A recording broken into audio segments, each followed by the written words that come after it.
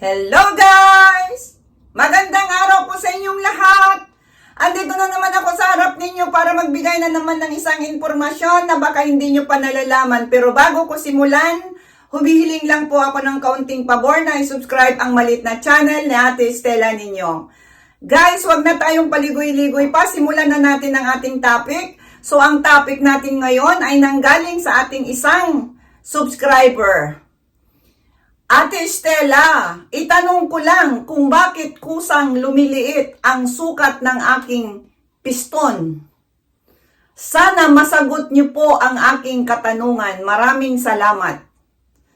Guys, ang kanyang tanong po, bakit kusang lumiliit ang sukat ng kanyang piston o ang kanyang doon? So, wag na nating bigkasin yun, no? Kasi minsan, binabawal talaga sa YouTube yung paulit-ulit na sinasabi yung mga bagay na dapat na hindi masyadong binibigkas. So, yan po ang kanyang katanungan. At wag na po nating ibigay kung sino po sila para sa kanyang privacy, So, ayon sa aking pagsaliksik, ang kusang pagliit ng ari ng isang lalaki o tinatawag na penile atrophy, kung tawagin sa English, ay maaring mangyari sa ilang kadahilanan. Narito ang ilan sa mga posibleng dahilan. Number 1, pagtanda. Tulad ng ibang bahagi ng katawan, ang mga tissue sa ari ng lalaki ay maaring mabawasan ang sukat, lusog at laki nito habang nagkakaedad o tumatanda.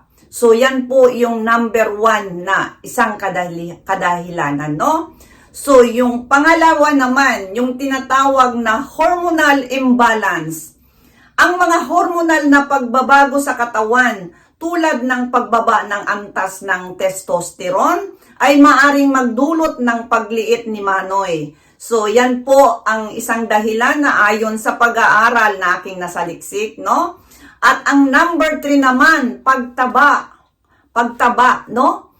Ang labis na timbang ay maaaring magdulot ng pagbawas sa sukat ng piston o ni Manoy dahil sa mga taba sa paligid nito na nagbibigay ng guni-guni na mas maliit ang sukat nito. So, ang ibig sabihin, kapag halimbawa yung malaki yung yung sa may tiyan. So, sa tingin ng lalaki na yung sa kanya pag sinisilip niya ay parang malit, iyon pala parang guni-guni lang yon na dahil sa sobrang medyo mataas ang timbang niya, no?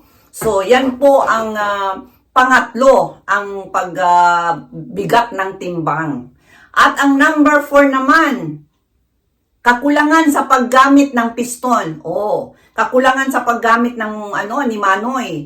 Ang kakulangan sa paggamit ng piston tulad ng hindi regular na pagtayo, pagsasarili at pakikipagsiping ay maaring magdulot ng pagliit ni Manoy dahil sa kakulangan sa blood flow at stretch ng mga tissues nito. So, yan po ang aking nasaliksik, no, na kapag hindi gaanong nagagamit. Parang ding sa sa babae na kapag hindi ito'y karanasan ko rin, no, kapag matagal sobra na hindi nagagamit sa sa partner, nagkakaroon ng dryness pag minsan. Kahit hindi ka pa menopause, kahit bata ka pa, talagang nagkakaroon ng ganyan. So, hindi lang din lalaki, kahit din sa kailangan talaga din ng regular na minsan. Pero hindi po ito ibig sabihin na gawin ninyo. Pinag-uusapan lang po natin ito, guys, ha. Hindi ibig sabihin na gawin nyo na ganun na dahil sinabi. Hindi po. Kung ano yung mga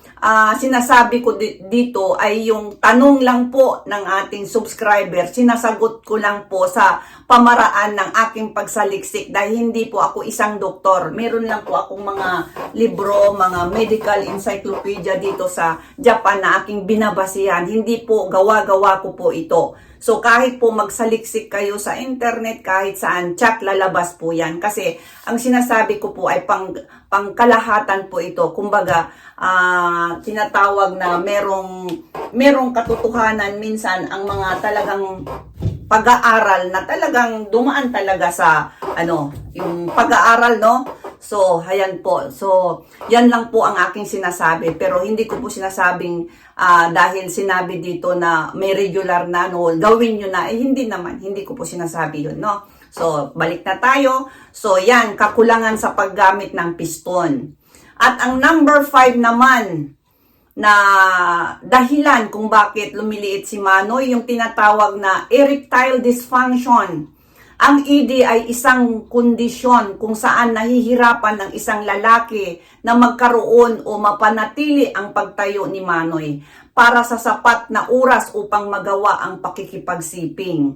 Ang kondisyong ito ay maaaring magdulot ng pagliit dahil sa kawalan ng sapat sa paggalaw at paggamit nito. So, yan po yung number 5 kapag meron tayong sakit na tinatawag na erectile dysfunction, yung hindi na napapanatili yung piston, no? Dahil nga hindi na siya tumatayo, so ibig sabihin magdudulot ito ng isang problema kasi kawalan ng paggalaw at paggamit nito dahil hindi siya nagagamit, dahil hindi nga siya natayo. So, ang ibig sabihin, isa itong magiging isang dahilan na rin, no? Sa pagliit. So, yung number 6 naman natin, yung tinatawag na habit at lifestyle naman ito, no? Ang mga di ka nais-nais na gawi tulad ng sobrang paninigarilyo, labis na pag-inom ng alak at hindi malusog na pagkain ay maaring magresulta sa pagliit ni Manoy. So, yan po guys, no? Hindi ko rin sinasabi na itigil ninyo ang paninigarilyo o pag-inom ng alak ng marami. So, hinay-hinay lang guys, no? Para naman hindi magkaroon ng problema doon kay Manoy. Kasi, anong tawag dito? Kapag nasubrahan, yung talagang sobrang-sobra, kahit naman anong bagay, kahit pagkain pa yan, ay hindi rin naman maganda talaga sa katawan. So, yan po yung number 6 natin, no? At ang number 7 naman natin, yung underlying medical conditions, no? Na meron ang isang lalaki. Ilang sa mga medical condition tulad ng diabetes, obesity o hypertension at sakit sa puso ay maaaring makaapekto sa sirkulasyon ng dugo na maaaring magdulot ng pagliit ni Manoy. Isa rin yan sa aking nasaliksik, no, na kapag meron tayong iniindang na sakit na kagaya nitong diabetes. So, itong diabetes, kilalang-kilala din ito dito sa bansang Japan na maraming namong problema din dito. Hindi lang din naman sa atin, pero ayon sa anong tawag yun, sinagawang sensus sa Pilipinas, marami din sa ating mga merong mga diabetes, ano. So, pero wala man tayong magawa kasi natural. Kung ano yung gusto natin kainin, kainin natin. No, free naman tayo. So, yun nga lang, pag nagkaroon na tayo ng nararamdaman, kailangan ng bawas-bawasan natin, no? O kaya hindi muna tayo kumain hanggang gumaling tayo. So, yan lang naman po ang aking masabi. So, yan po yung number 7, bakit lumiliit kusa si Manoy dahil sa merong underlying medical condition. So, yan po guys, na sana nakita mo itong vlog kong ito ngayon at meron kang mapulot kahit kaunting sa iyong tanong. Dahil hindi rin ako nagbibigay ng kung ano-anong panggagamot dahil hindi po ako isang doktor. Sinagot ko lang po ang iyong katanungan. Base lang po sa aking mga nasaliksik at mga pagtatanong-tanong sa mga kapaligiran, sa aking kapaligiran. Maraming salamat po sa iyong tanong at sa inyong lahat.